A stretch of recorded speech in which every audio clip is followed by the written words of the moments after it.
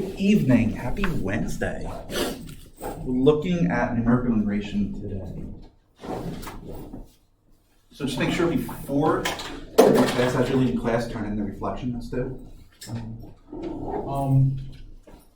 I submitted mine on Teams. Could I send a hard copy in Monday? Yes. Okay.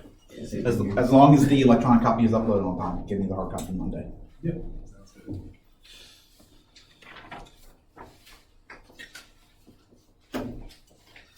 So you should recall from Calc 1 the definition of an integral.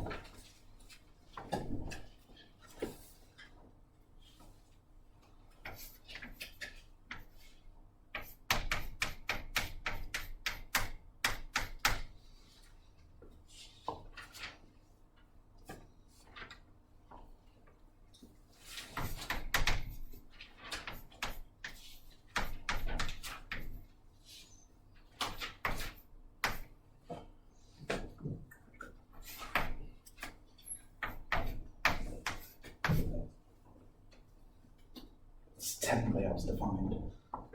Limit of a Riemann sum.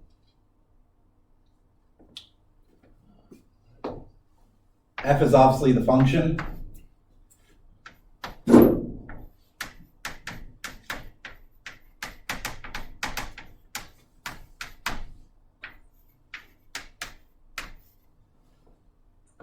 P is any partition of your interval.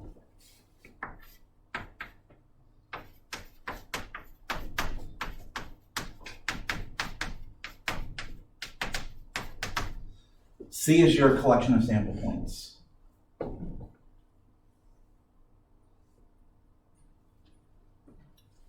Then we got into, okay, well, for the most part, we can consider regular partitions. That is a partition where each subinterval is equal length. And you studied 3 Riemann sums in Calc 1.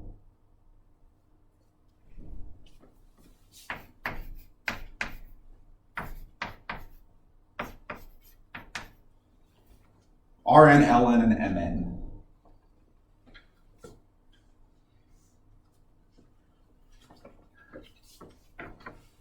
Right endpoint, left endpoint, midpoint. These tell you how to pick your sample points. Rn, you take the right endpoint of each subinterval. Ln, you take the left endpoint of each subinterval. Mn, you take the midpoint of each subinterval.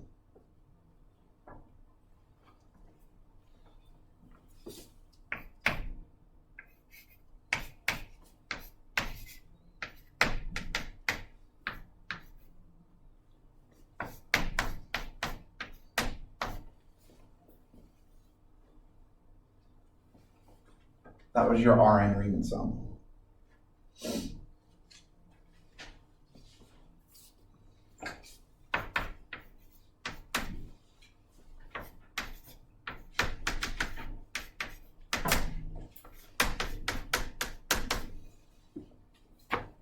That was Ln.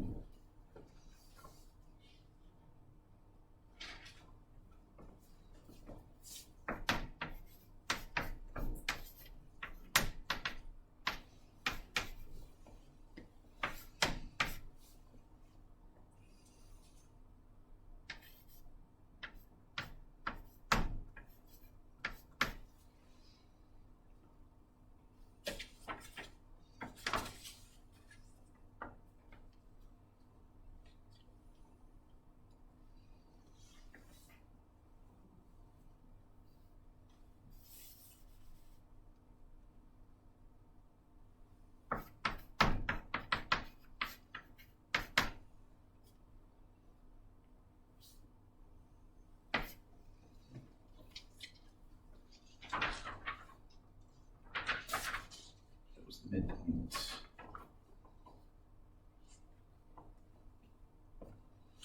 So each of these can then be simplified based on that.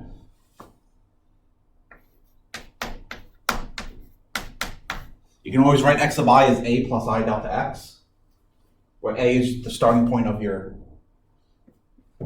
interval.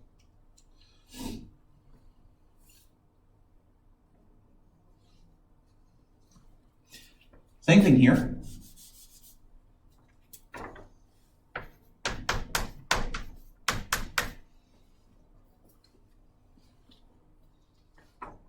And then this gives you the midpoints.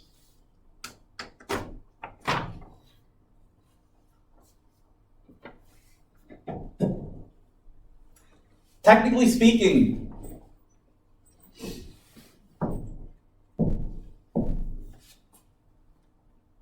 there are numerical approximations to the true value of an integral.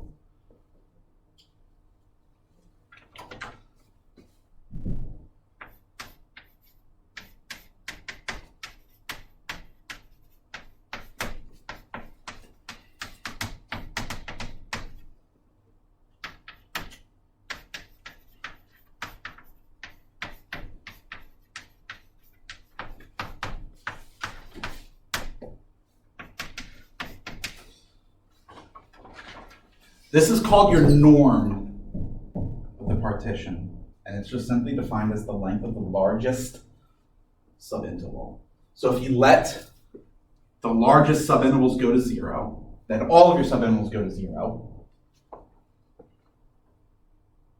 In the case where it's regular, each length is the same.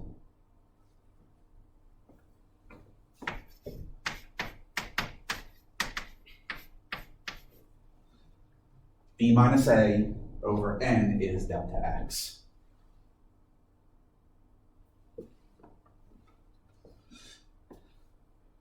Since all of your lengths are the same, you want your delta X to go to 0. So what do you set your N to get delta X to go to 0? Infinity? N has to go to infinity. So as N goes to infinity, the number of your subintervals go to infinity, these will converge to the true value of the integral. Other than that, no matter what value of N you choose, think of the largest value you can. That's still only an approximation. Here's your first 3 rules of numerical integration. Right endpoint rule, left endpoint rule, midpoint rule. They're all technically numerical techniques that you can use.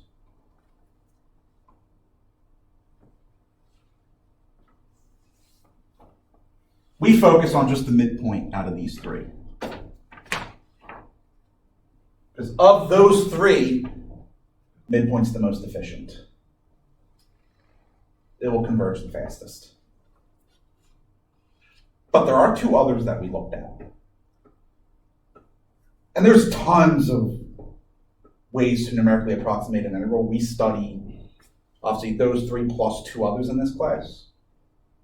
You'd have to take a more advanced numerical analysis course to study other types.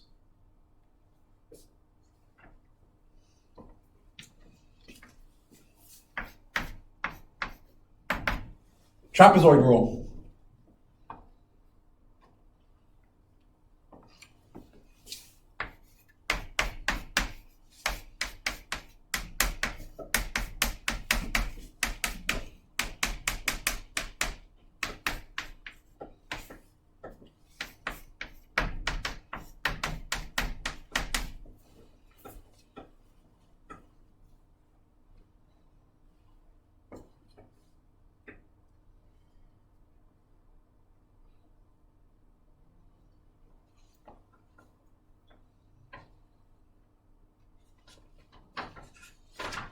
Derivation of how we got trapezoid rule is in the video.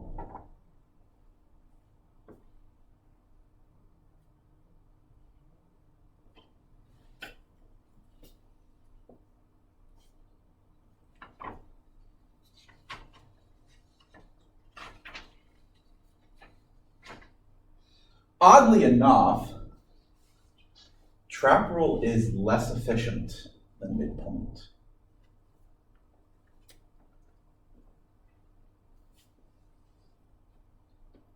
So why do we even use it?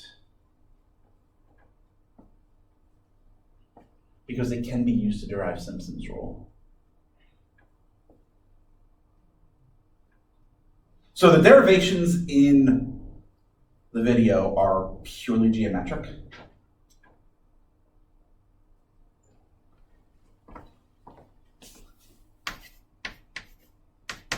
However, you can also derive Simpson's rule algebraically. It is a weighted average between midpoint and trap. It's 2/3 midpoint to 1/3 trap. And using statistics and weighted averages, you can derive the formula.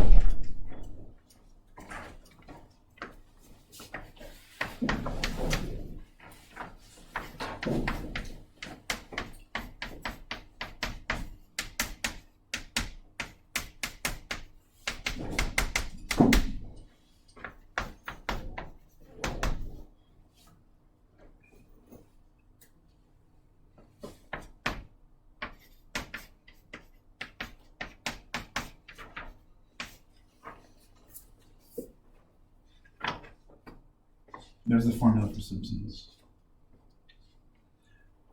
There is one restriction on Simpson's rule.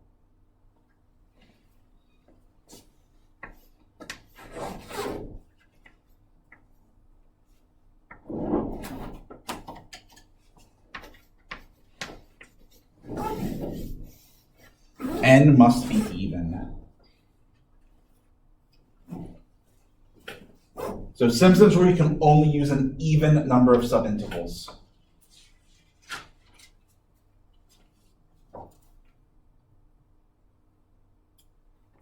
Simpson's rule is extremely efficient. It's going to converge very quickly. So what do we need these techniques for?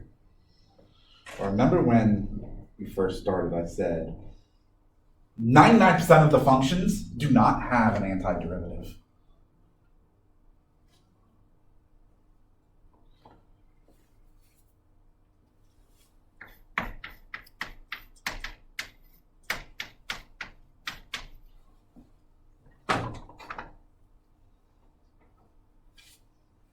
E to the minus x squared over 2 has no antiderivative.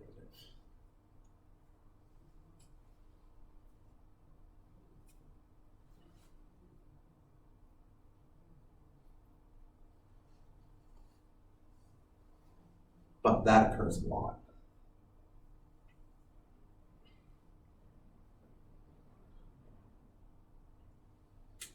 In fact, your first mathematical assignment you're going to be getting next week studies that function.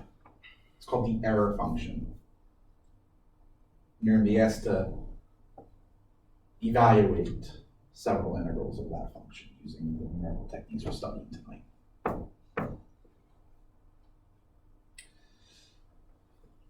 Now, generally speaking, when you want a numerical approximation, you want a pretty good accuracy. In terms of accuracy, 10 to the minus 6 is on the low end.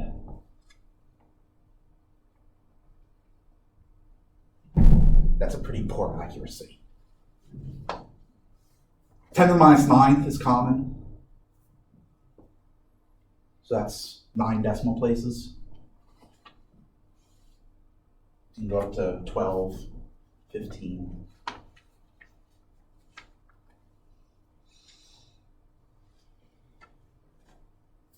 There is an analysis on these, error analysis. I don't go into it in this class, take a numerical analysis course. But with error analysis, you can actually determine how many subintervals you want for a certain accuracy.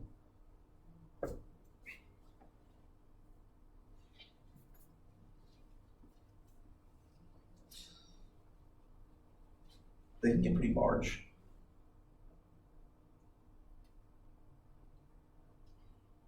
And we're talking about 100 subintervals.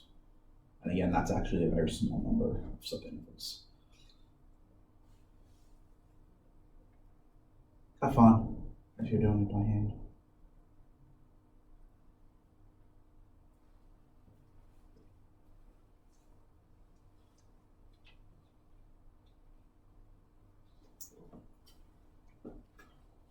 So we turn to technology.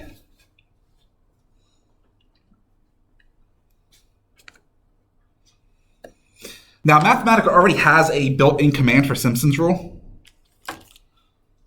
which we will not be using, because we're going to actually be writing a code to do it.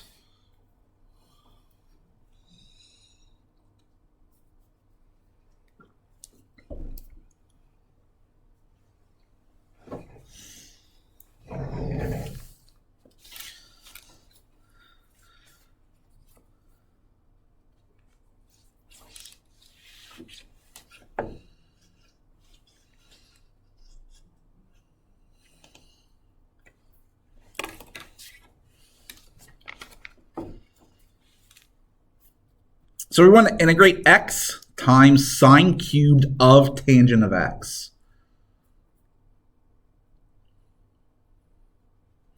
From 0 to pi over 4.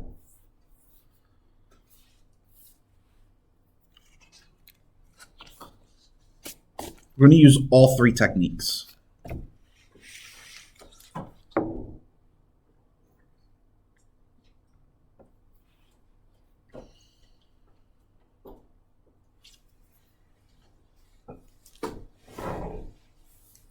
We want a desired accuracy of 4 decimal places for this one.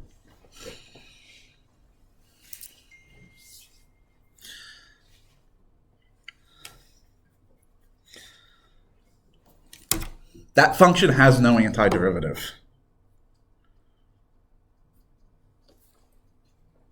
It has a derivative, you can find that easy enough, but it has no antiderivative. So we have to use numerical techniques to find that.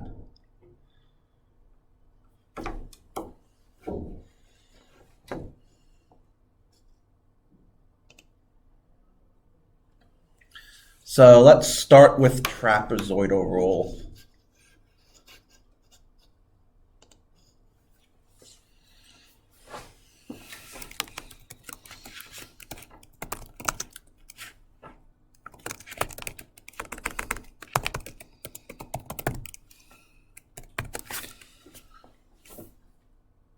Oh dear. Oh.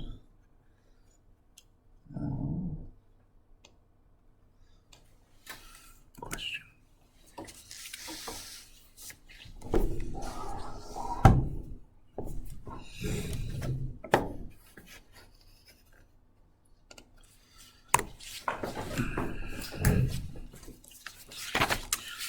Who's familiar with coding?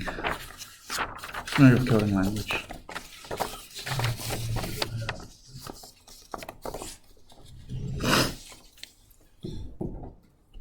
So you know what a while loop is? That's what we're going to be using.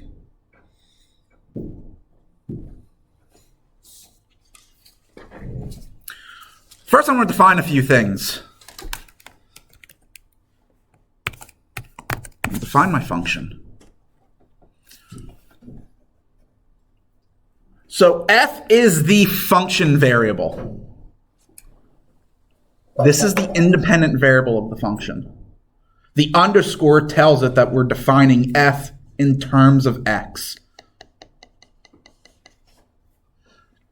And colon equals, again, is we're defining this.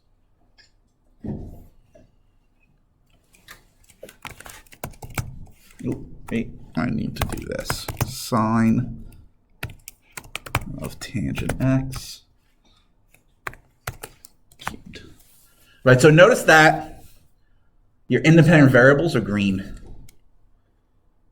It's a great way to see, okay, did I define it properly?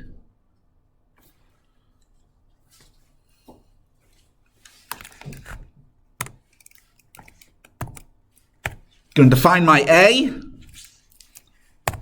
Lower limit of integration was 0, right? Define our b. That's pi over 4.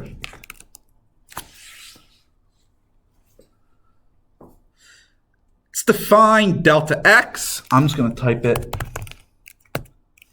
as that. And delta x is a function of the number of subintervals we have.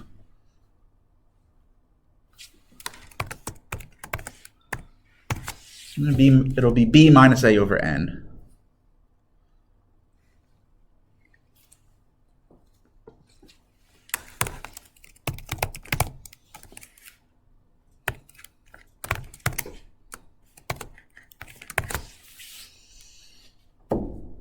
To find a variable called accuracy, we want that to be 10 to the minus 4. Right, we want 4 decimal places, so 10 to the minus 4.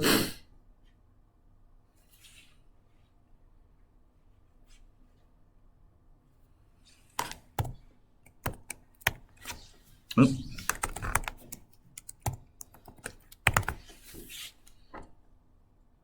I equals 1. I'm going to start with I being 1. Going to define a new variable, call it error. And let's start that at 1.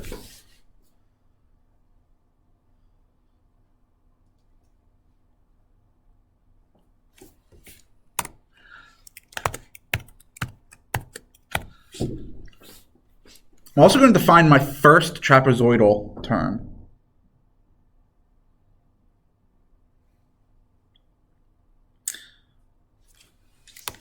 Well, that's just 1/2 times delta x with only one subinterval. Right, that's what T1 is.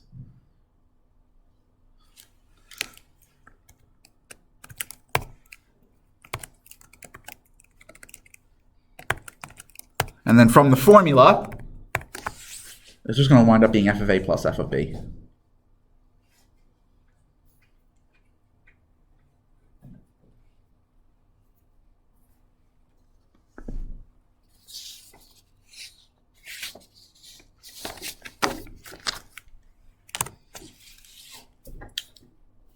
That's just all the preliminary stuff before the actual code.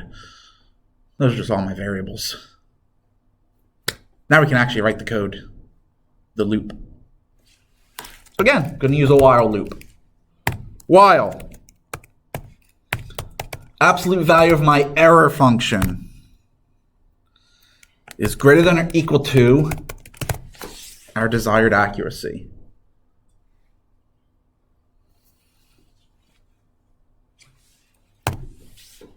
So this is called the test of the while loop.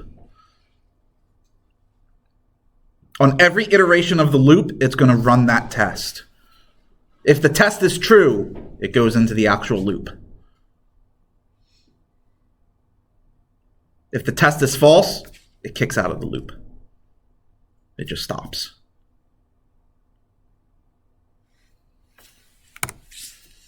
Now I'm going to write the body of my code, the body of the loop. We're starting at t sub I, so I'm going to want the next I. In this case, the first one will be t sub 2. So I need I plus 1 because it's the next iteration. Well, what's the formula? 1/2 delta x of n, well, n in this case is I plus 1.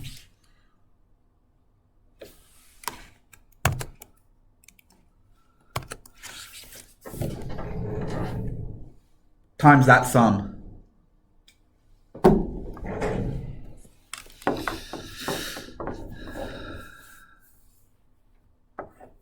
I need this formula to be valid no matter what size I we're using.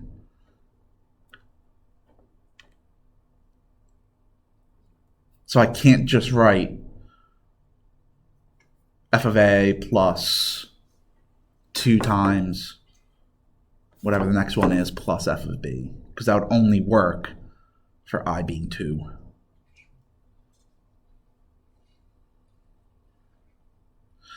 Well, notice that no matter what, we're going to have an f of a plus f of b.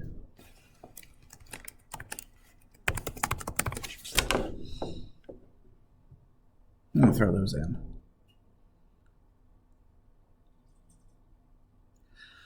Every other term is going to be multiplied by 2.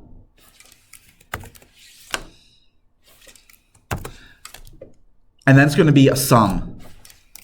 So I'm going to use the sum command.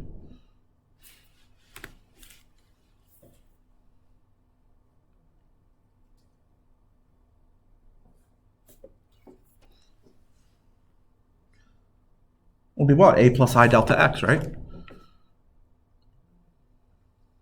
x sub I is a plus I delta x. So the sum of f of a plus, I can't use I because I is my iteration variable. I can use j as my sum variable.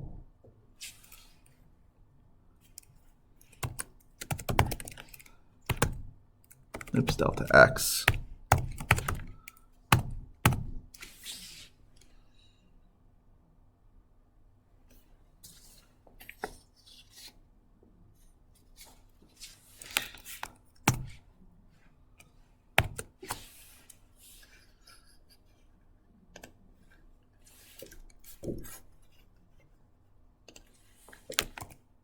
So there's the variable of the summation j. So what is our sum ranging from? Well, it's going to start at 1. Right? Because 0 would be f of a.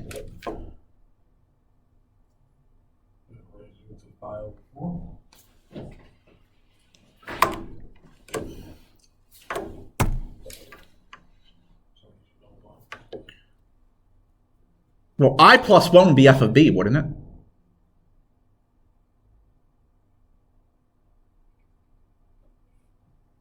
Right? The very last term, y sub n, is f of b. But remember, our n in this case is I plus 1. So I plus 1 is f of b, which we already have. So I only need j to go up to I. The 1 before the last one. And summation, close out parentheses. So there's the next term in the trapezoidal sequence. I'm not done with the body of the code yet. So semicolon. And I'm just going to hit enter because I like to keep each thing on a separate line. It's not necessary.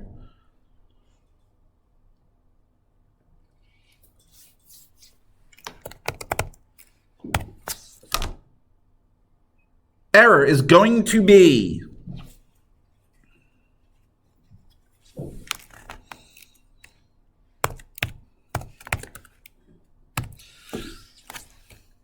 the term that was just calculated minus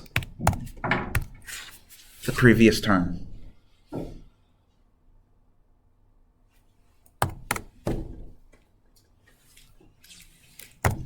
And then I want to add 1 to I. Right, so I is I plus 1. I plus plus is what that means.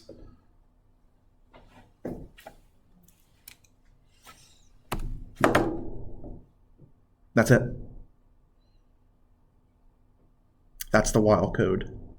So here's what it's going to do. It's going to make sure that the previous 2 terms agree up to 4 decimal places. If they don't, right, so if their difference is less than 10 to the minus 4, it'll calculate the next t. Calculate the difference, add 1 to I. Then it'll go back up to the test.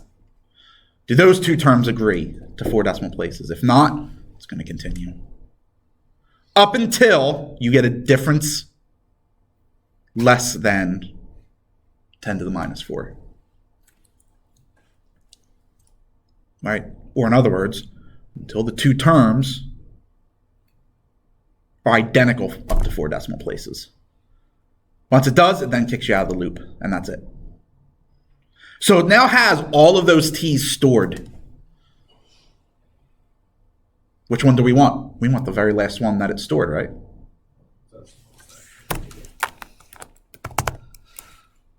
So I'm going to have it print.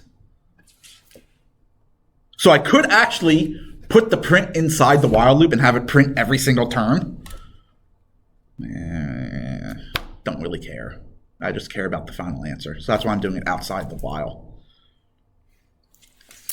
Quotations. So anything you put in quotations will just print out as text.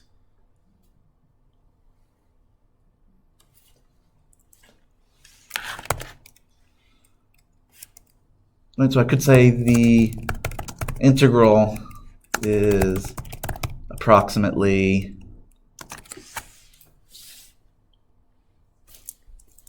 comma,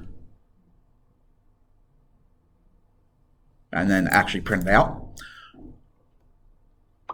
However, I also want to know how long it took. How many steps did it take?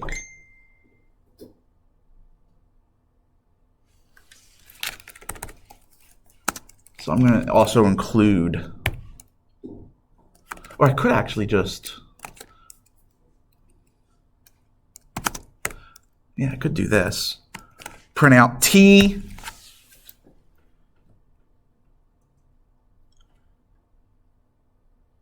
So t of what?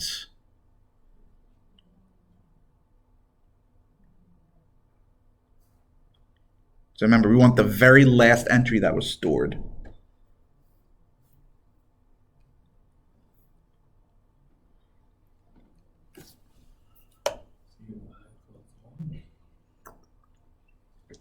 So you think, right?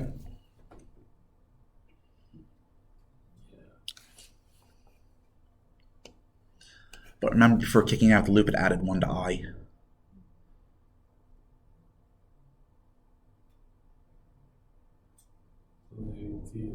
Just be I.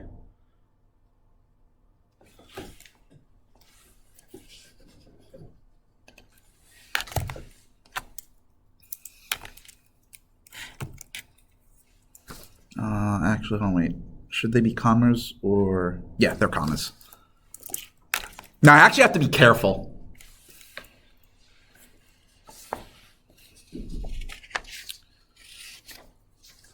Because this is not going to be a nice answer. It's not going to give me a decimal. It's going to keep everything exact. So what I want is I actually want the numerical. I want an approximation of t sub I.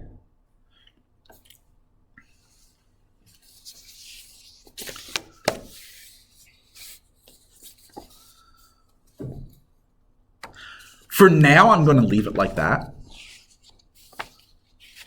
Because I have no idea how many decimal places we're going to get. We could try and guess.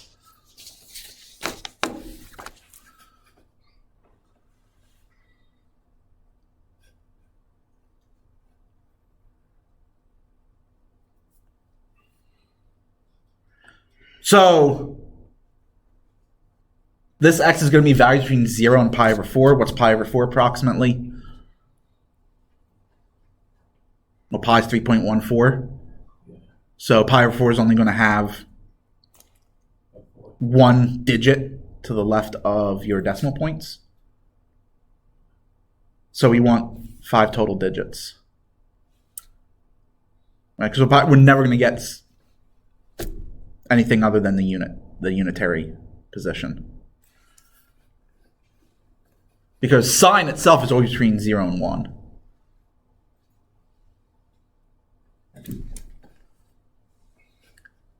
So I'm going to say, give me 5 digits. All right, that'll be the unit and then 4 decimal places. That's all I care about.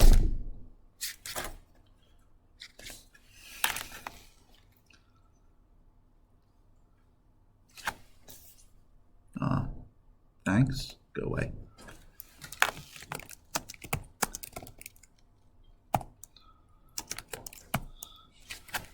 And I want how many steps?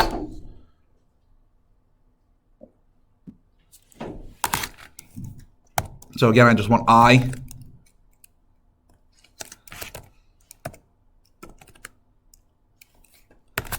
Or something like that.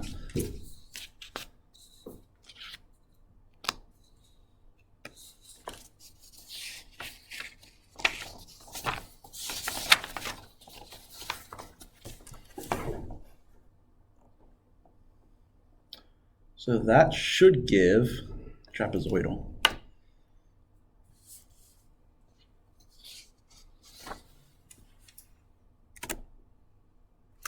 Shift enter to execute. Uh-oh, what happened?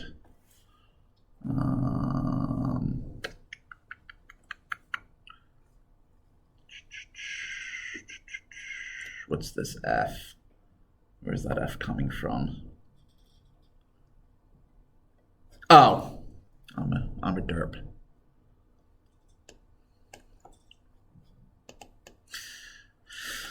These should be brackets, not parentheses.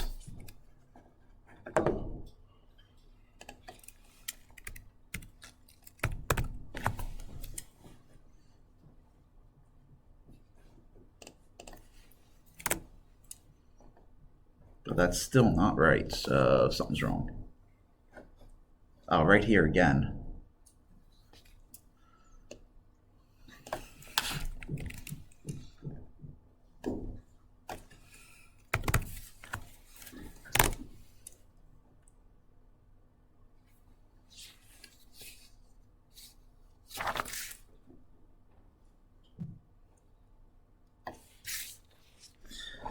So that's right. But notice, that's too many.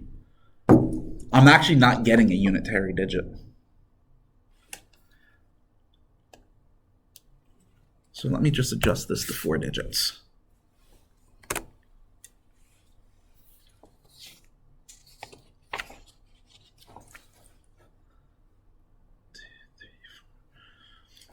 But it's not counting that 0 is significant.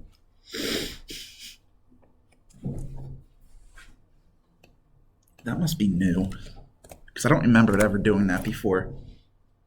I don't remember it ever saying this being the number of significant digits. It was always just the number of digits. So that must be new with Mathematica Volume 14. But that'll give me then 4 decimal places, 0.0716. 15 steps to get there.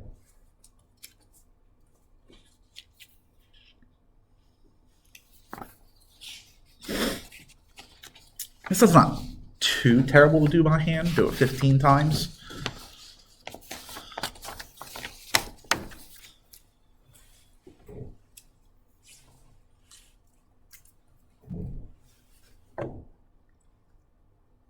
So that's trapezoidal rule.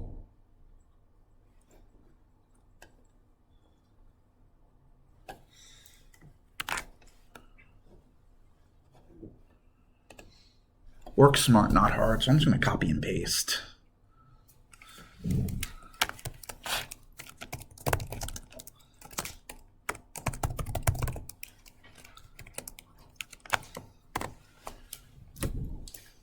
We want midpoint.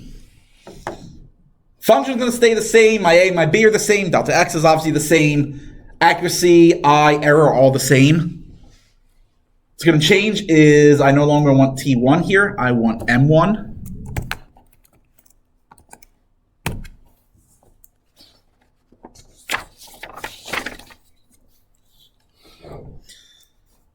Well, midpoint.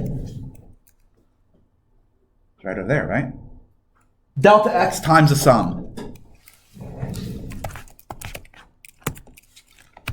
So delta X of 1 times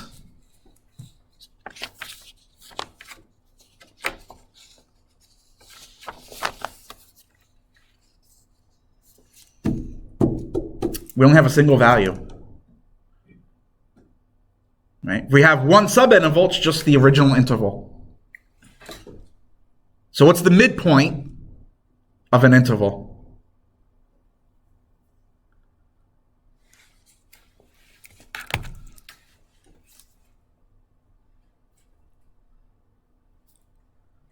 Right, so what is the midpoint of the interval A to B? What is it? Yep, A plus B over 2. It's just their average.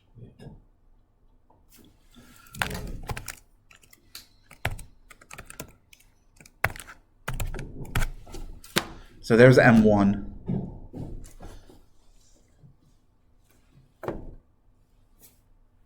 There's going to be a few changes in the actual while loop itself. All right, obviously here, we're calculating m, not t, so this is going to have to change.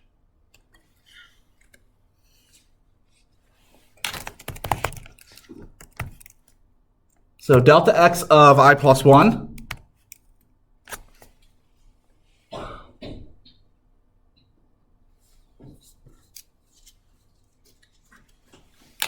times the sum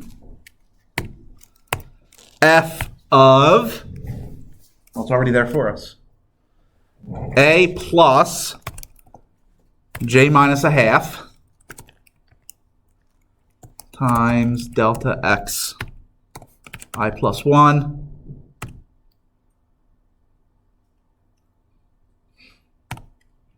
okay, that's gonna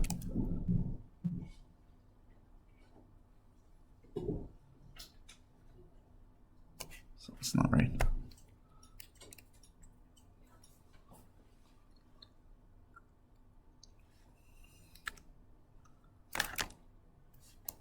Oh, okay. I should be fine. And j is going to go from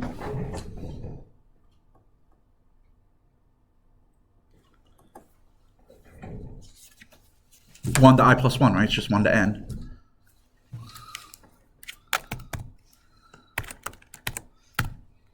There we go.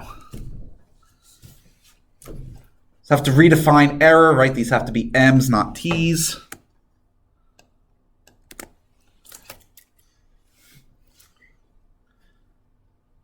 This has to become m here. And that should be it for the changes.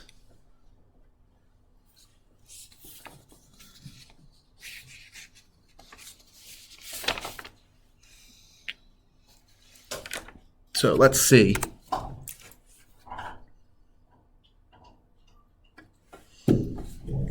So using the midpoint rule, we get about 0.0706 in 12 steps.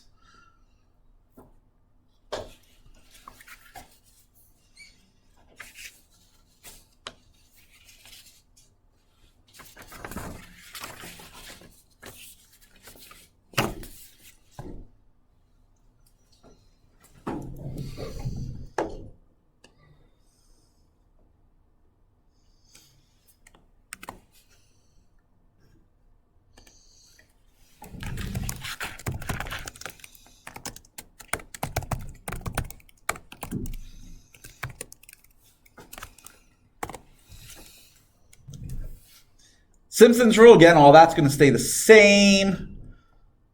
Going to have to change this.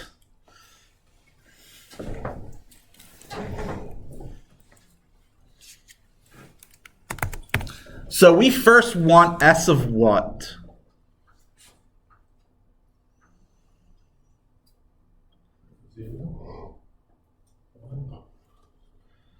One? Yeah.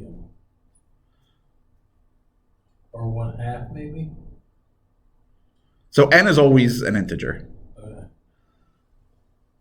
And you don't want 0 because that would mean no subintervals. So This is midpoint, right? no, this is Simpson's. Oh.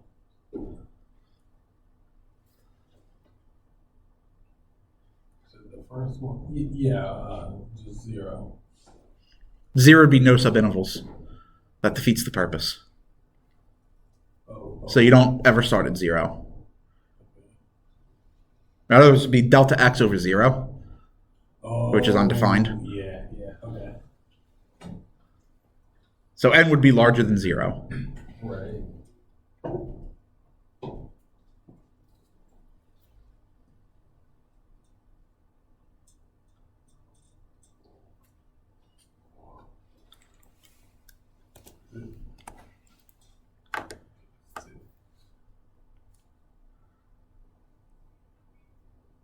Has to be 2. Why? Okay, sorry, with n minus 1? 2 because n has to be even, right? For Simpson's rule, you always have to have an even number of subintervals. You can't start at 1, that's odd. So we start at 2.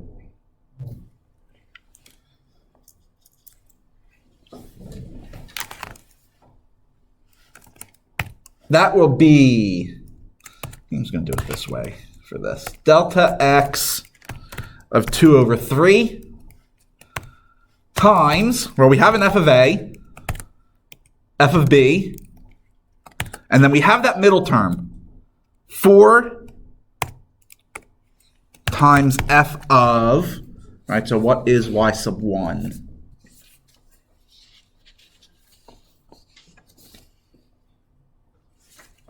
Now remember, x sub I is what? Just a plus I delta x, right?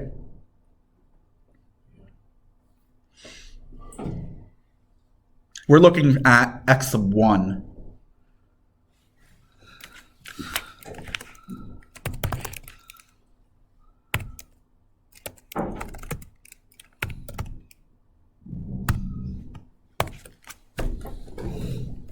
So it'd just be a plus 1 times delta x.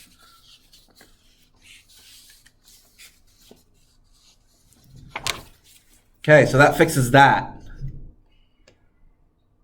Okay, we need s here, but this is no longer right, because that will not guarantee even.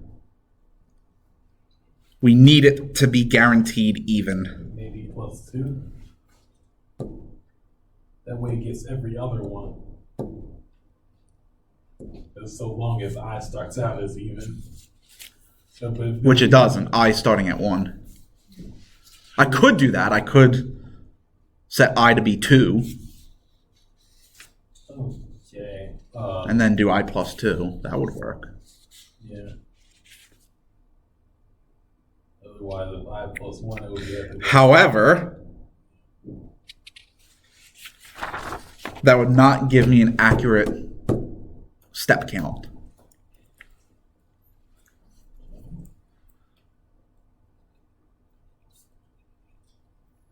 Right, because I am keeping as how many iterations are we doing, right? So S2 is technically the first one. S4 then be the second.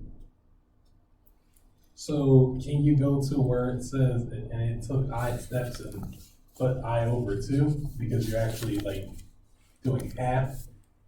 It's going to say double how many it actually took. That would work. Could do that. I just have to remember to go back and change I to I over 2. It's not how I did it in my code. But that would theoretically work.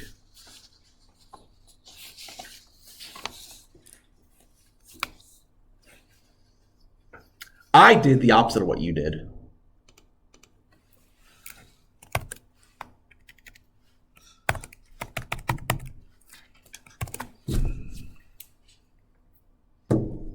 I just doubled I plus 1.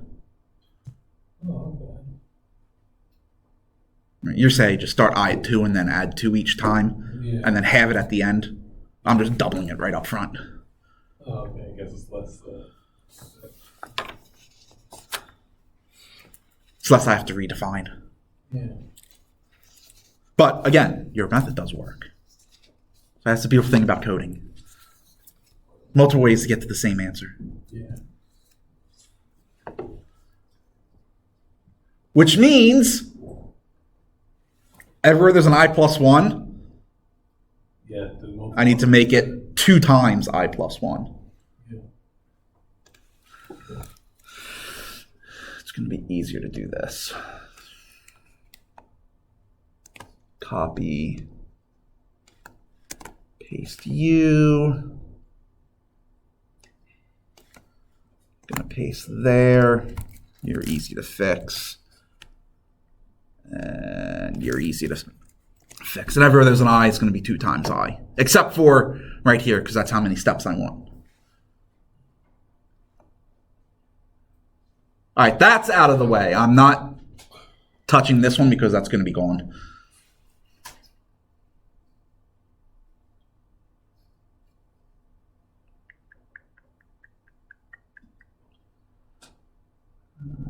Right, because that's going to be over 3 ultimately. And now that whole thing has to go away. So again,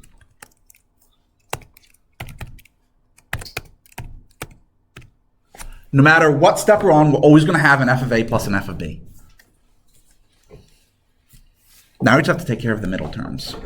Well, look at how Simpson's rule is defined. Look at the formula for Simpson's rule.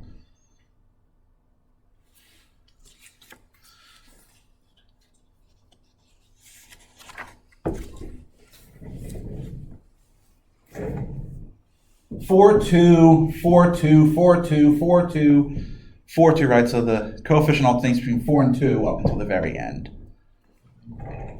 Which subscripts have 4 as its coefficient?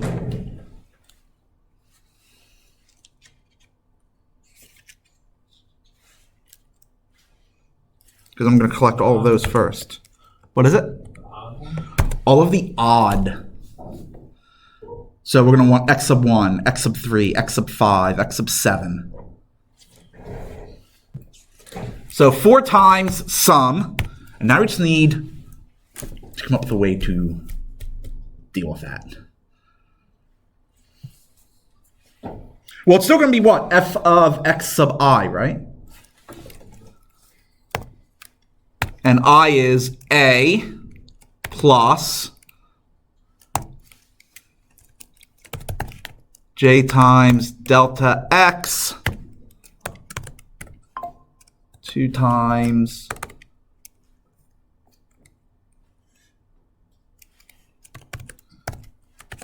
I plus 1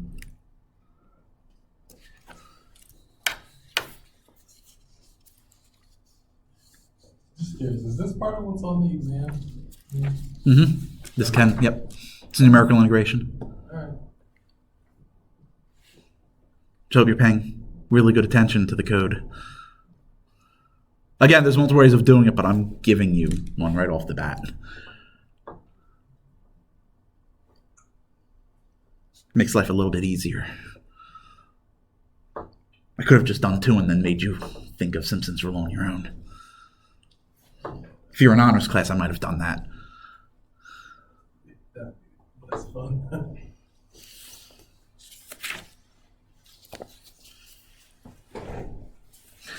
So that is what we're summing.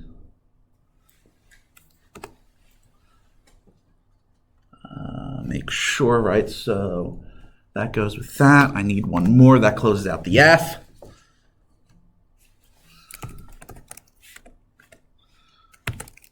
J goes from, well, x sub 1 is the first one.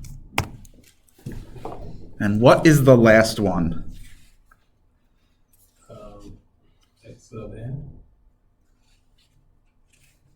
That is f of b. So we want n minus 1, right? Yeah. Well, n is 2 times I plus 1. Right? Or you could have written 2i minus 1 if you want to distribute that 2 through. I'm keeping it this way just so I can see this in terms of code as my n. It makes it obvious. However, if we leave it at that, this includes every value between 1 and whatever that is. That's including the evens, which we don't want. We only want odds, right?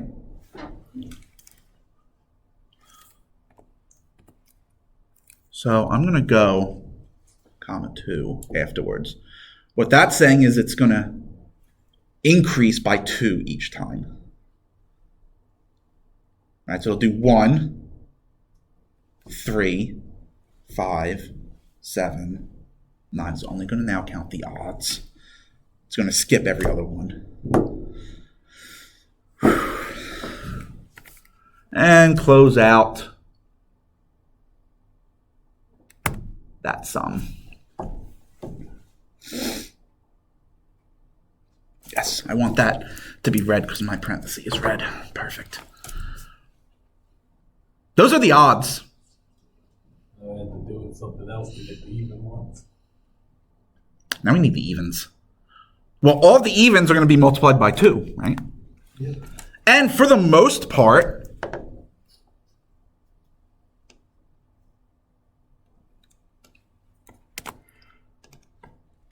that sum's going to be the same. It's just now, what are the terms we're summing? Well, we're not starting at 1 anymore, are we? Right. We start at 2. 2. X sub 2. And we don't go to here. What are we going to? Minus 2. N minus 2 instead. Right, because N is technically even, but that's f of b.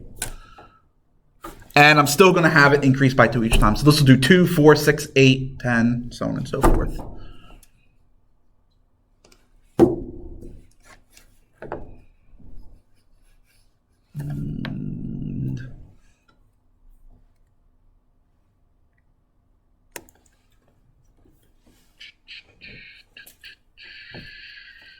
Oh, wait a minute.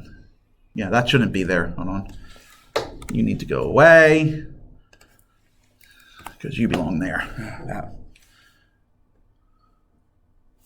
No, that was right. Where did that extra...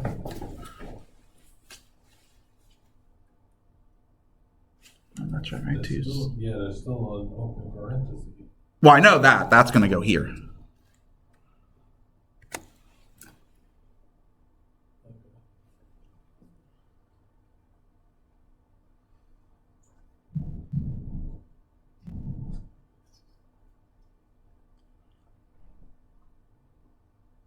Maybe I just didn't delete one of the brackets because it's not giving me any kind of errors. Not yet anyway. We'll see what happens when I actually execute it.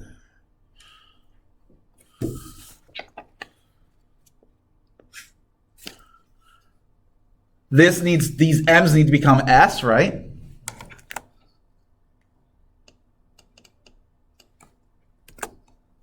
This needs to become an S. And moment of truth. Yes! So I must have just somehow not highlighted a bracket, and I had an extra bracket floating. 0.0710 and took 3 steps.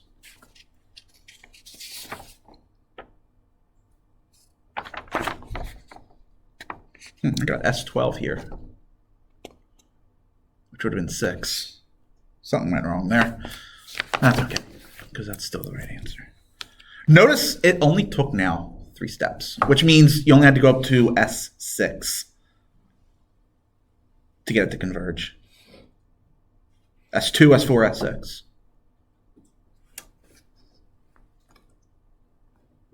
Midpoint took 12. Trapezoid took 15. Simpson's rule, that's what I mean, is way more efficient. So as a general thumb, unless the problem actually specifies, if it just simply says use a numerical technique to approximate this integral, just default to Simpson's. Unless the thing is... Yeah, unless I say use trapezoidal rule. Or the number is odd. Well, no, because I won't give you an odd interval. I'll just simply say evaluate this integral accurate to however many decimal places. And then that tells you have to use a numerical technique. Okay. And then which one do you use? Well, unless the problem tells you which one to use, you get to choose. Okay. Simpson's rule converges the fastest. Okay.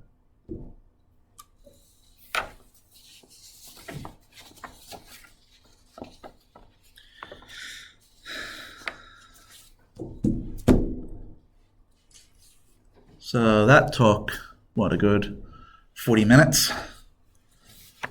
But that's because we were writing the code.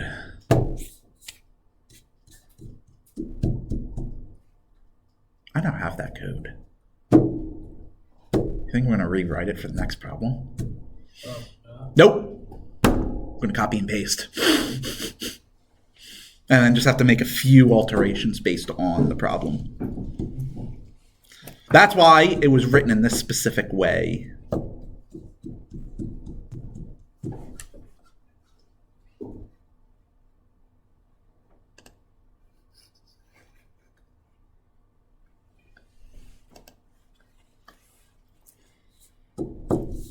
So next up, we're integrating 1 to 2.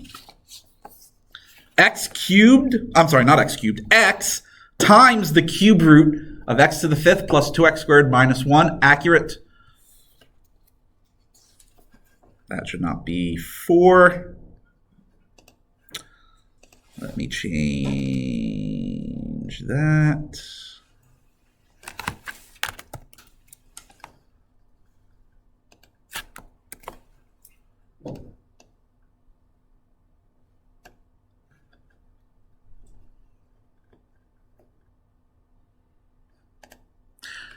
Should be accurate to 6 decimal places, which again, as I said, is kind of on the low end of the accuracy.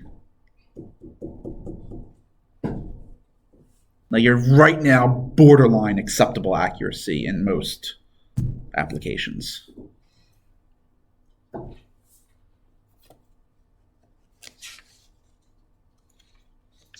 I personally like 10 to the 9th. It's the one I use a lot.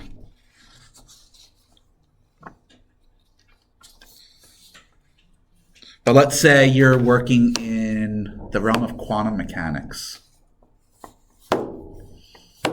where a lot of the values you're working off are on the order of 10 to the minus 30.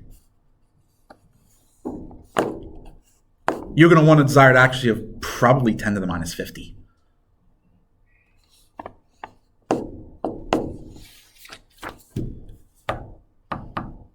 If you're working in general relativity where you're working on the magnitude of 10 to the 30th, freaking decimal places don't matter.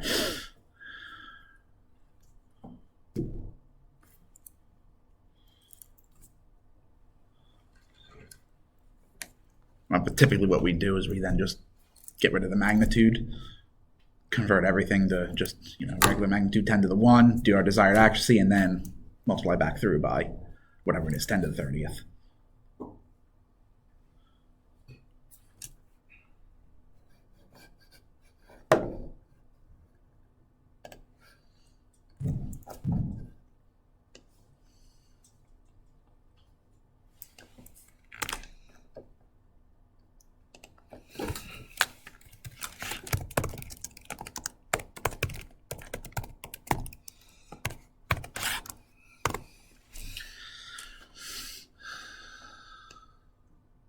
Function was x times cube root. So there actually is a cube root command in Mathematica, thankfully. I think that's where it stops. So after cube root, you have to do some shenanigans. I think the command is n root. And then you have to specify an n, I think. I haven't used it in a while. X to the 5th plus 2x squared minus 1. All right, there's our function. What is a?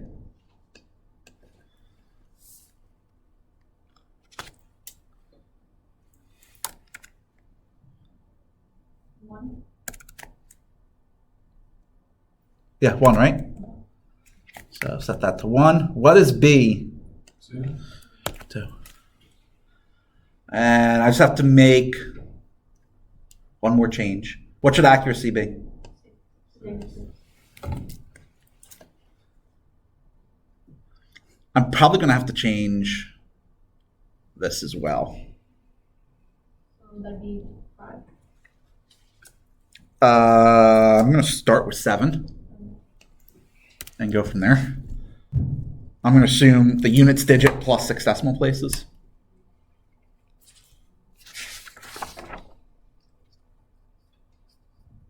Hey, I'm actually looking at the code for this one. That's right. That was a pretty good guess.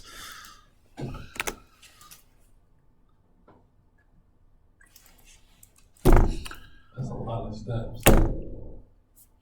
Have fun doing that by hand. So that took 97 steps to get to that accuracy. And again, that's on the low end. Let's have some fun.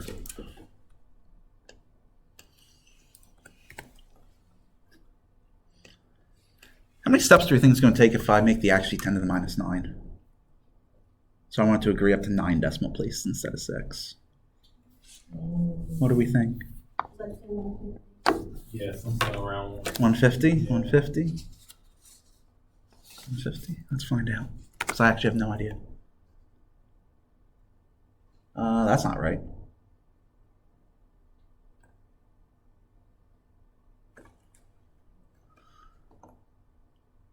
Oh, it's still running, that's why. Yeah, it's probably going to take a while. Crap, I didn't think of that. If it's taking this long, I'm going to assume it's way more than 150. We're probably into the tens of thousands. Oh dear.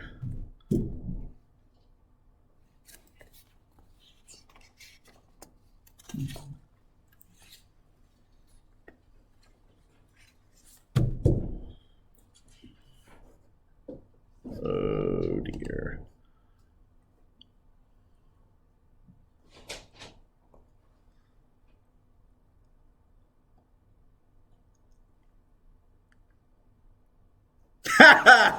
That's exceeded the limit for your plan. Nice. So I'd have to actually go on my paid one to figure it out. Okay. It stopped after 641 steps.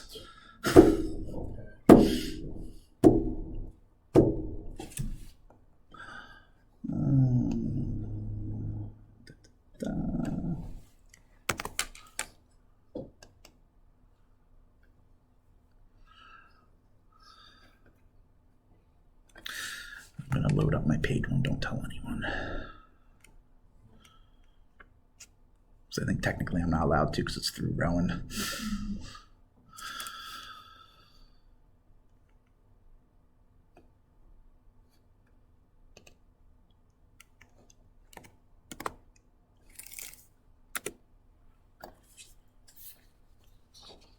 All right, so while that's running in the background, let's move on.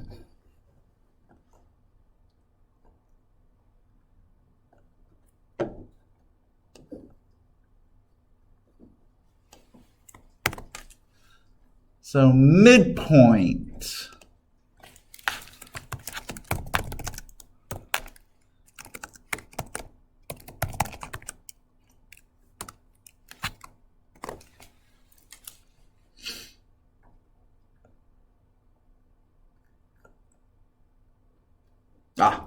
Knew something was off there.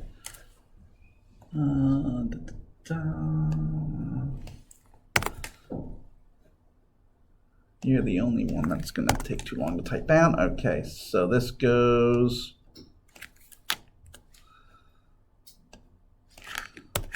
one to 2. That becomes -6. This becomes 7.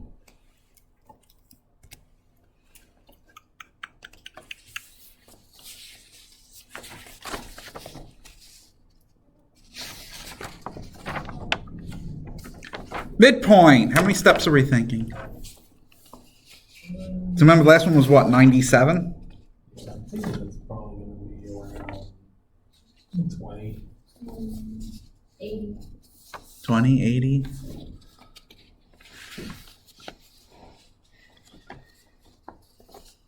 No one else wants to take a guess? Fun little guess. Oh, can we scroll up again for the other one?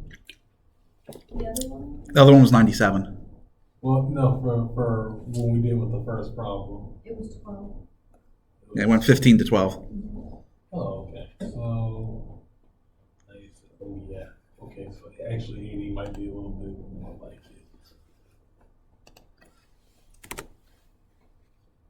77.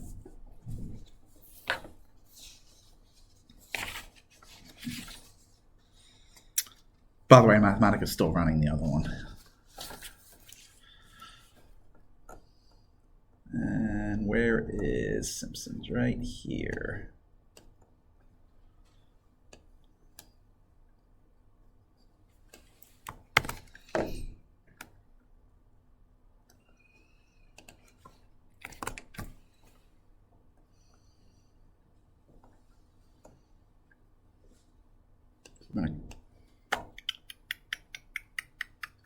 What's going on?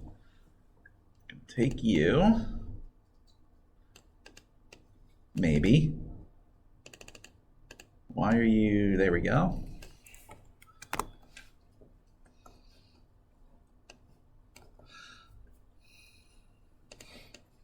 It's...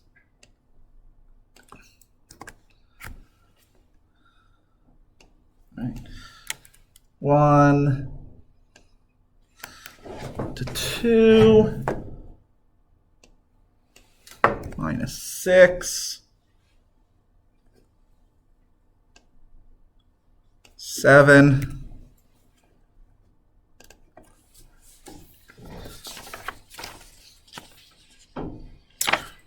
What do we think for Simpson's rule? Yeah, I think this will probably 20. I think 20 steps. Yeah. Yeah.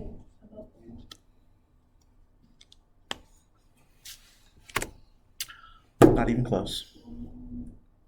Took 7.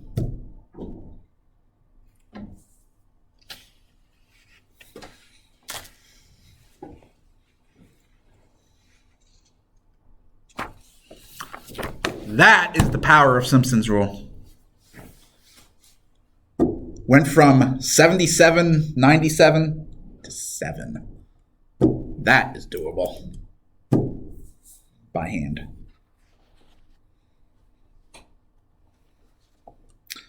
And that's still freaking running. Nice. Yeah, we're probably in the near 10,000, probably. If it was 10 to the minus 9. You don't want to do that by hand. Simpson's rule, I don't think, actually makes too much of a difference. Can we do it by hand? Because he says it's Simpson's rule? You could if you wanted to.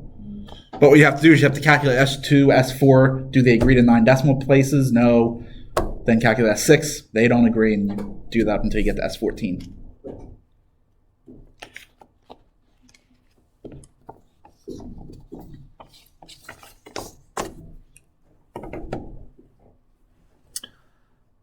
Okay. You're going to kill my battery if I let you keep going, so I'm just going to abort the evaluation.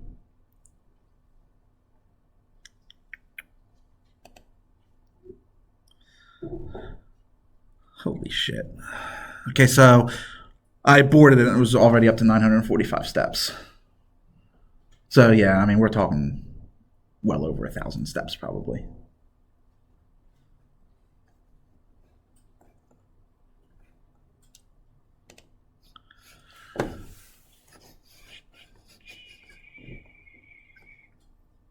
I do this. This shouldn't exceed the time. Because it's Simpson's rule. Yeah. Only took 25 steps in Simpson's rule for an accuracy of 10 to the 9, 10 to the minus 9. Mind, you're already up near 1,000 for trapezoidal when I aborted it.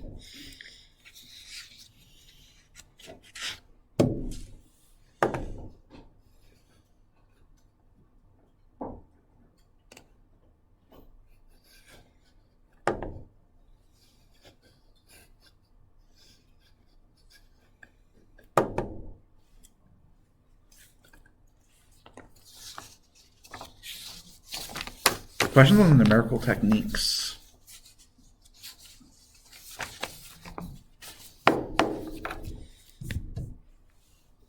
When you get into a lot of the applications of math, you're going to be coding a lot.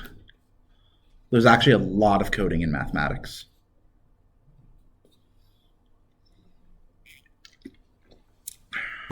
So either get good at coding or befriend a comp sci person if you're moving into applications. Actually, even the sciences use a lot of coding.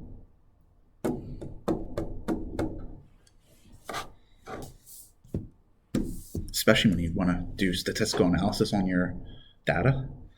Get comfortable with the language R.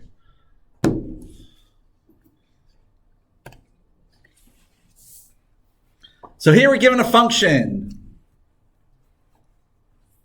1 over the square root 2 pi, all times e to the minus x squared over 2. We're going to plot this over the interval of minus 3.5 to 3.5. We'll start there. See if you recognize that curve.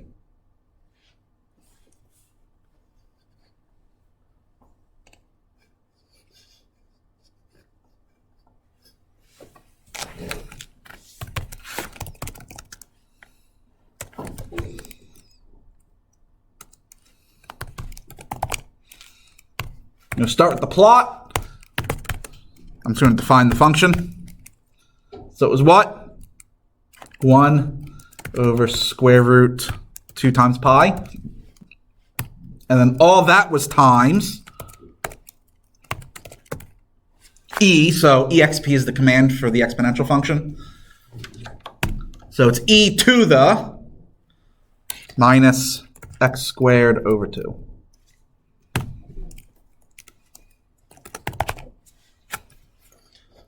Plot command.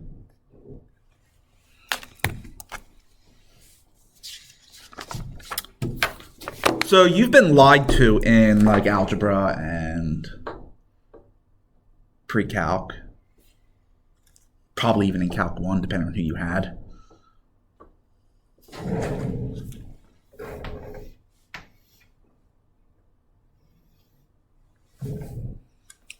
They call that a graph, right? That's not a graph.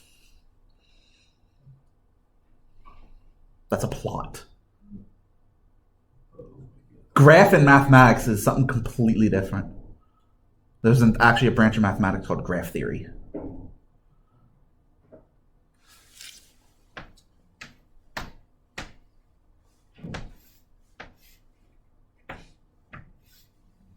That would be a graph. Graph is just a set of vertices, points, and edges, lines.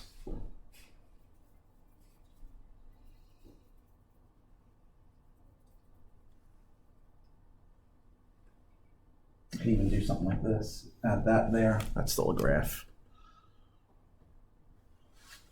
So I won't refer to these as graphs. I refer to them as plots, but just be advised this is what we're referring to.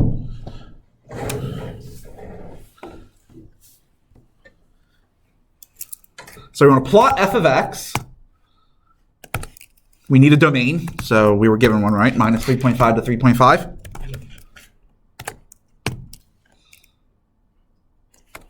That's technically all I need. I don't need anything else for that.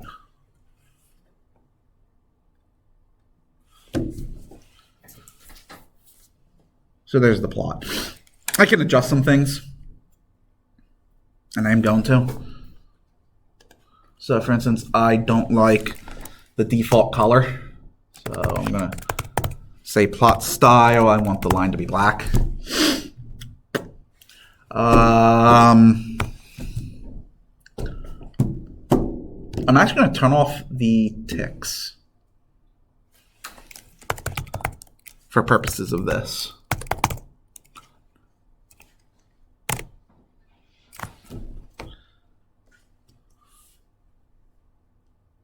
Oh, so I got an extra.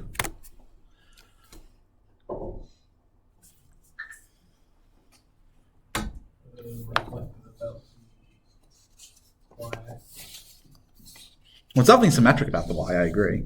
Yeah. Do you recognize that curve? More specifically, it is normal, but it's a special type of normal.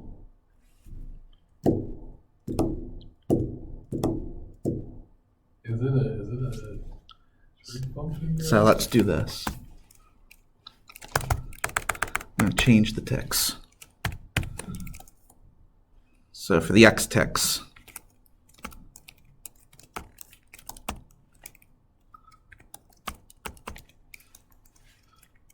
and then the y tick.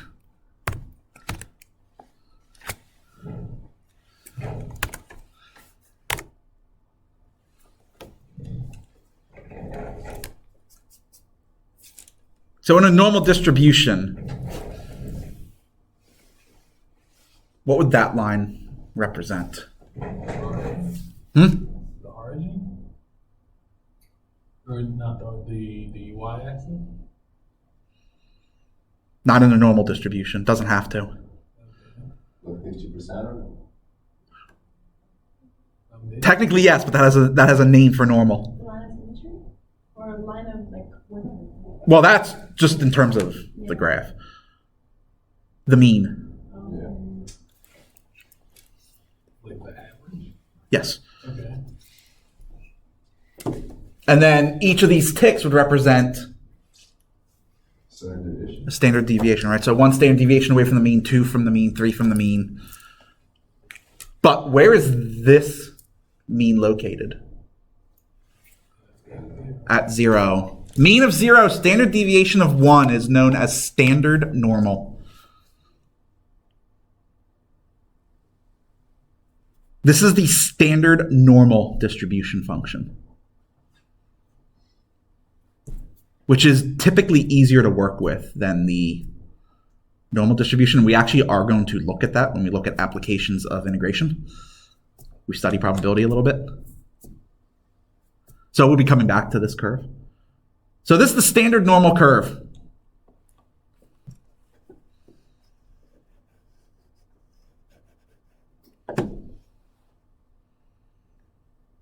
Now, what did it ask us to do? Hence why I use sigma here. We want to evaluate the integral from minus sigma to sigma of f of x, accurate to 4 decimal places, for 3 values of sigma. 1, 2, and 3. And then we'll take a gander on what they represent. That means we're just like, are we? So if you look at the function, does that have an antiderivative? It looks like one of the ones that don't. It does not. Right? E to the minus x squared over 2 has no antiderivative.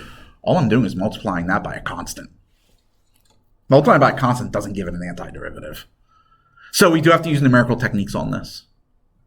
Big surprise. Doesn't specify which one, so we're going to use Simpson's because it's more efficient. And for probabilities, we do typically do 4 decimal places. So that's why I'm doing accurate to 4. That's kind of like the normal.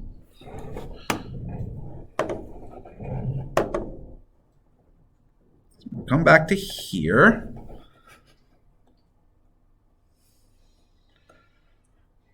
I now don't need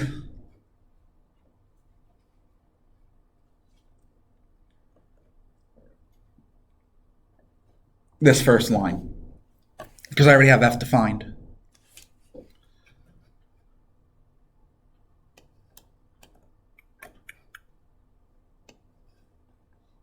right, so just everything here on.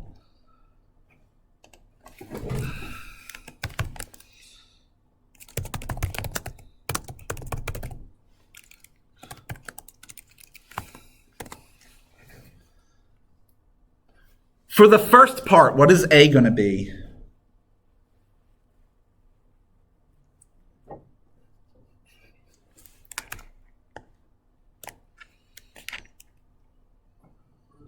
A is going to be 1. Okay. Minus 3.5. Minus 3.5. No, it would be 1, wouldn't it? When you say the first. I'm not integrating over this entire interval.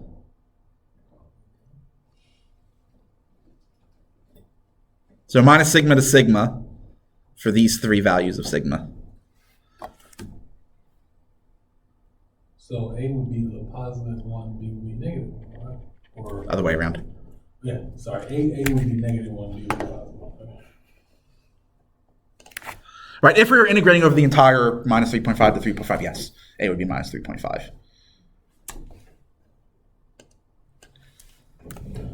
And the only other thing that needs to change, 2 things. This needs to go to 4.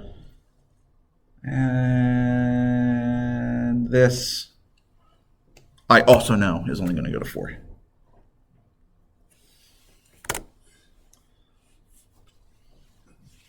4 steps. That integral is 0.6827.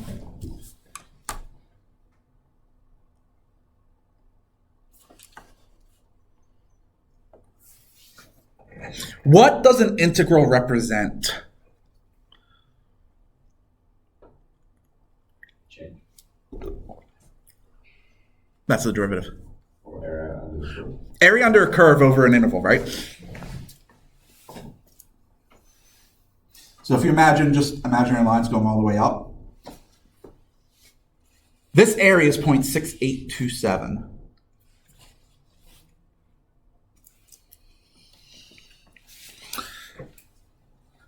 What does that mean in terms of statistics?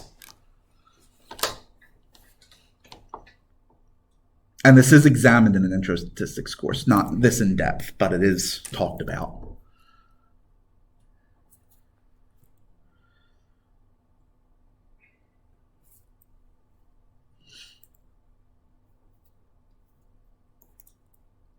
In a normal distribution, about 68.27% of your data falls within one standard deviation of the mean.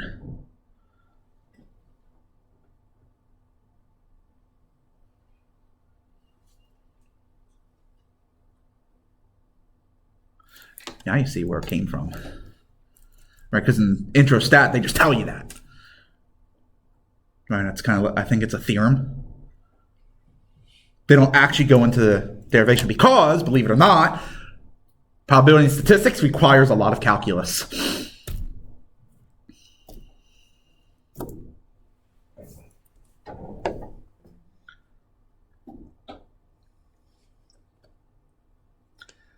I'm not going to copy and paste. I'm just going to change these to -2 to 2 now. So think back to statistics. Approximately what percentage of data is between 2 standard deviations of the mean?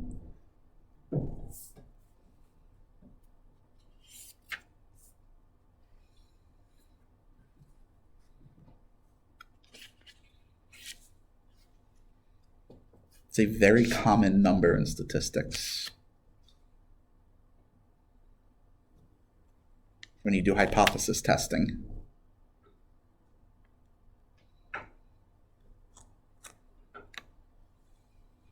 Don't remember it? That makes me sad. That makes me sad. Hey, go away. It's about 95%.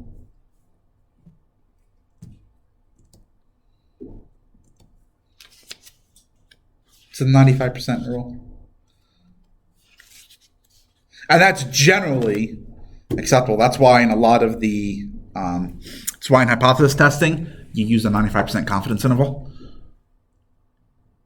Because that's going to get you essentially confidence of within 2 standard deviations of the mean, and that is generally not out of the ordinary.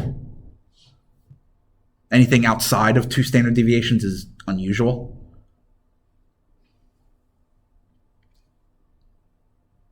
Generally speaking.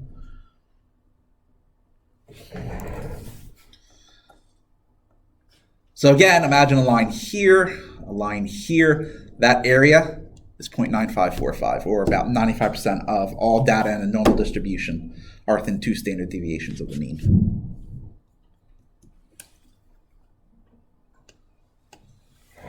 So this last value should give you what? This last integral should give you what? I don't want an actual value. What's the interpretation going to be? 100%. Is it like closer to 100, like between 90? Right. What's the interpretation? It's going to give you what? Not a value. It's how you're going to interpret Like it. more closer to 100? Well, I agree. It's going to be closer to 100. It's going to give you percentage of data between 3 standard deviations, right? Within 3 standard deviations of the mean. Yeah. And you can never actually get 100. Because theoretically, you can go out to infinity. So why don't they just stats after you take calculus too? Because for business, I've done stats. You do. Stats too. There are stats after calc. But like here for business degree, like you Because- don't have to calculus one. Right, It does before. because the stat courses that come after the calculus are level 300 courses. They're junior level courses, so they can't be offered at a community college. So as a business, you may have to take an advanced stats course once you transfer. I'm not 100% sure on that. But they kind of get you into the business stat to kind of introduce what it is before delving into the theory of it. And that's generally true of all math. You always kind of see what it is before jumping into the theory.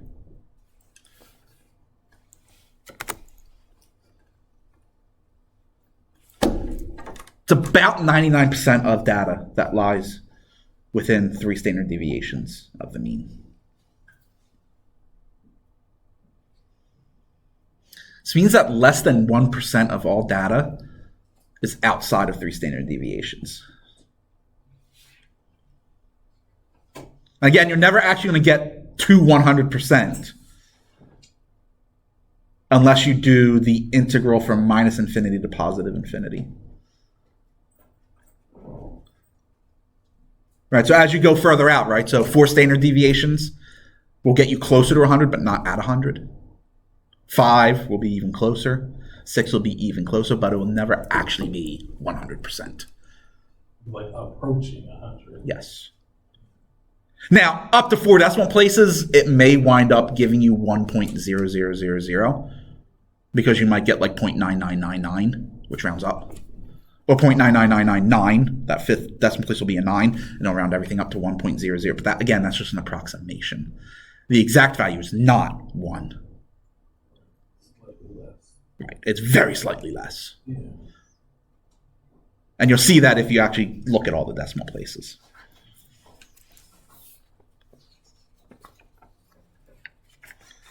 Like I said, when we do probability and applications of integration, we are going to re-examine normal distributions.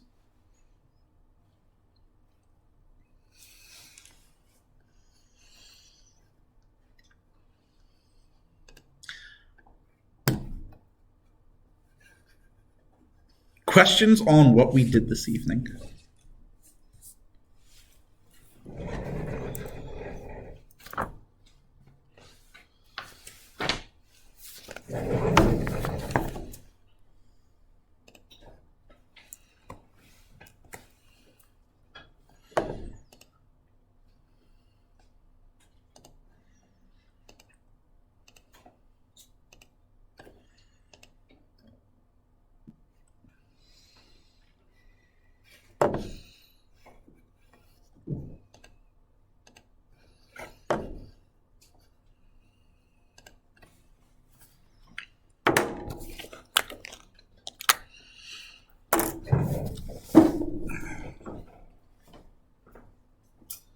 Already into the 4th week.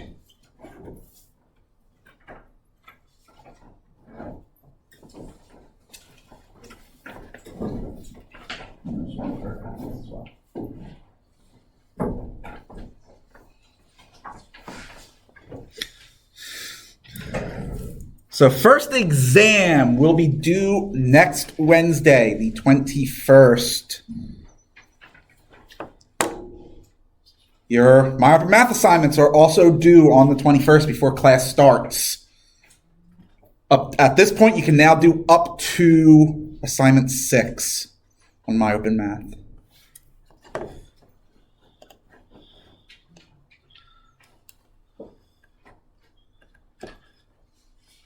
So it's the same rules as the quiz, with one additional thing. You're not allowed to use the table of integrals or a CAS to evaluate integrals unless the problem tells you to.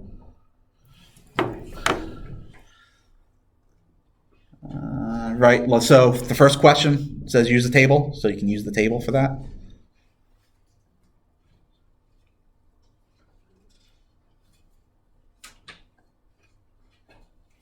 So question 5, Simpson's rule, accurate to 4 decimal places.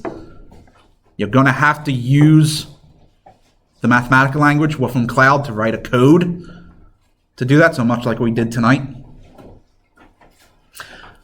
Print that out and attach it to your test. I want a hard copy of the code as well.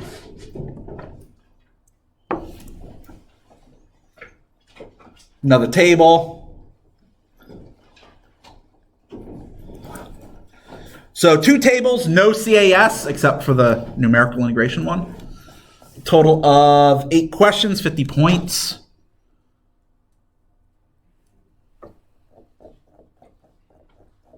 Write legibly, pencil or black ink only. Keep it neat. Don't write tiny. There were no problems with the quiz. I had one person do a massive cross out and use arrows, but that was actually relatively simple to follow, so that was safe.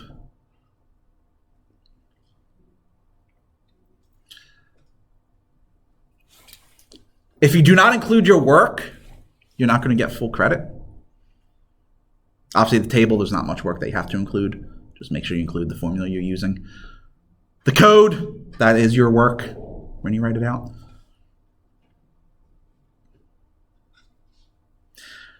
Remember, you are allowed to use the basic formulas on the table. That is allowed. And those 6 reduction formulas.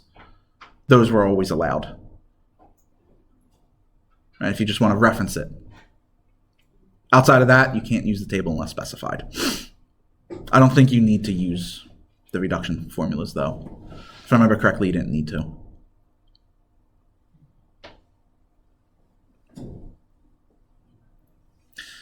Do not wait until the last minute to start the exam. That's why I'm giving it to you now. So don't start it Tuesday. If you have any questions about the exam, feel free to shoot me a message. I will answer clarification questions. Right, so if it's a question I can't answer, I'll just tell you I'm not going to answer that. Have a wonderful evening. Have fun on the exam. Have a great weekend. See you Monday.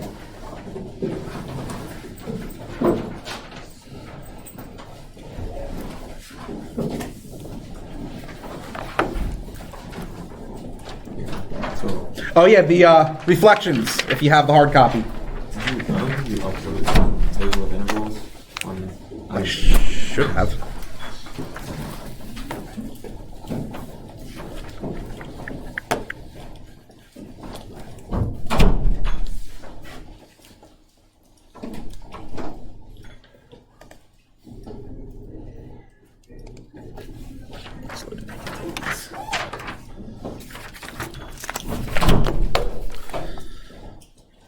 Class materials. Yeah. If you go to files, class materials, it's right there. I may not have actually attached it under classwork yet. No. That I may have forgotten to do. Yeah, because I was looking for it. Let's check that.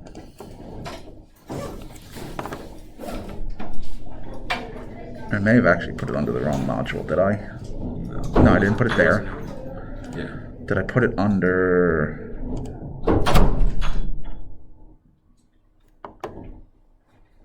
I have to put the video here. I haven't put it here yet. Okay, so I'll get it here as well. I'll attach it here. The table? Right now it's only under files. Okay. I haven't attached it to classwork yet. Are you going to post the code or no? Like that? The code I will not post. Okay. That kind of defeats the purpose. Okay. Because then you just copy and paste it. Yeah. Well, thank you.